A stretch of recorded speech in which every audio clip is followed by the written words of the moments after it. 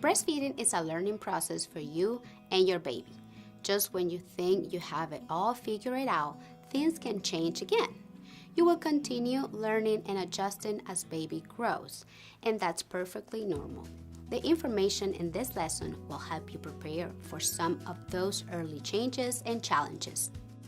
This video will cover how to tell when your baby is hungry or full, growth spurts, cluster feeding, and other reasons your baby might be crying.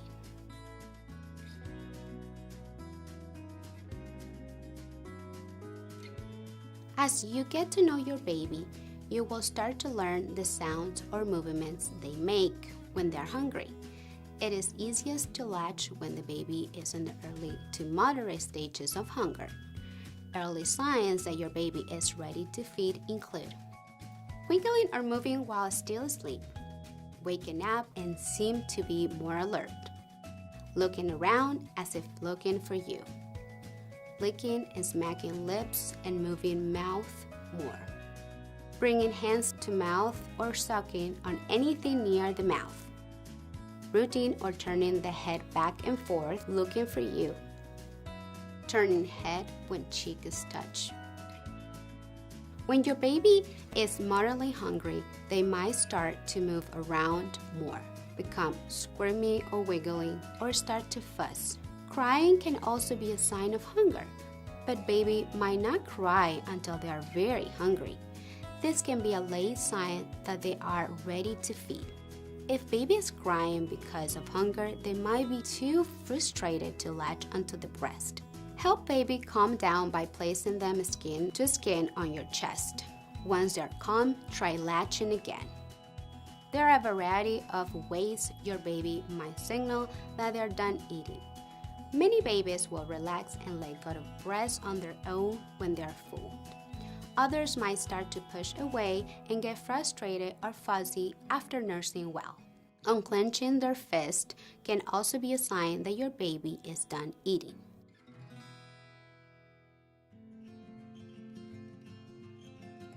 Hunger is not the only reason babies cry. If your baby is crying and won't eat, it could be because they feel overwhelmed or overstimulated. They have a wet or dirty diaper. They just want to be close to you. They're tired. They're uncomfortable from clothing, a tight diaper, the room temperature, or something else. It's okay to ask for help if you feel frustrated or upset when your baby is crying. If there is no one around who can help you, lay baby down in a safe place and take a minute to calm yourself down. If you find yourself getting overwhelmed often, we can provide you with resources to help you to get through this experience.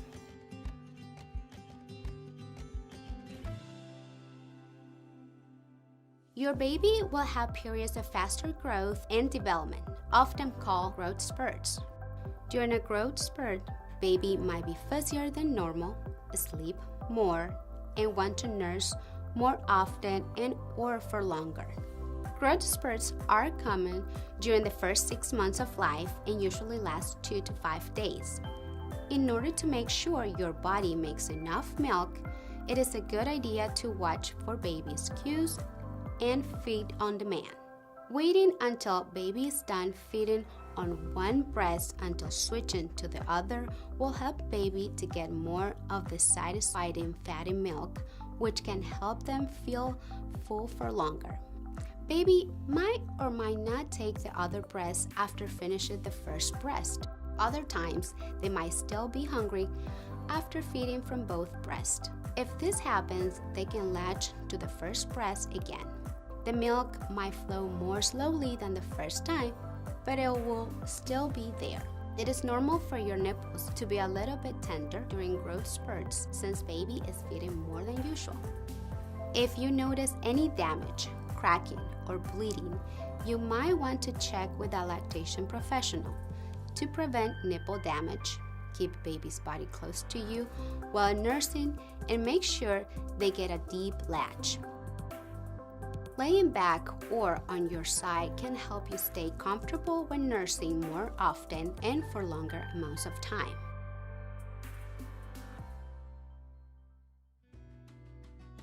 Sometimes it might seem like your baby wants to feed every 5 minutes. This is called cluster feeding and is usually perfectly normal. It is more common in the afternoon and evening, but can happen any time of day. You might have heard that most babies need to eat every 2 to 3 hours or 8 to 12 times per day. But this is just to give you an average or a general idea of how often you will feed your baby. In reality, most babies will want to feed at less regular intervals. For example, you might feed your baby at 10 a.m. and then they might not want to feed again until 2 p.m., followed by another feeding at 3 p.m. Your body also makes different amounts of milk at different times of day. You might find that you have more milk in the early morning, while it's common to make smaller amounts of milk that is rich in fat later in the day. This could be another factor in why your baby might cluster feed. It is best to follow your baby's lead and practice feeding on demand. If you are concerned about whether your baby is getting enough milk, you can alternate breasts until baby is satisfied. You can also check to make sure they are growing and gaining weight as expected and having enough wet and dirty diapers each day.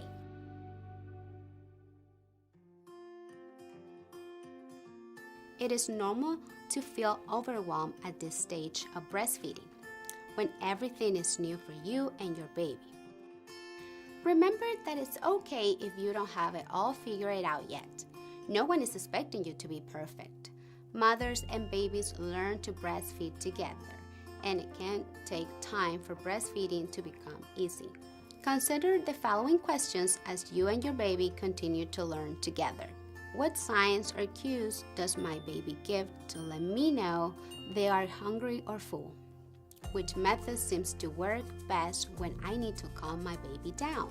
How can I be confident that my baby is getting enough milk?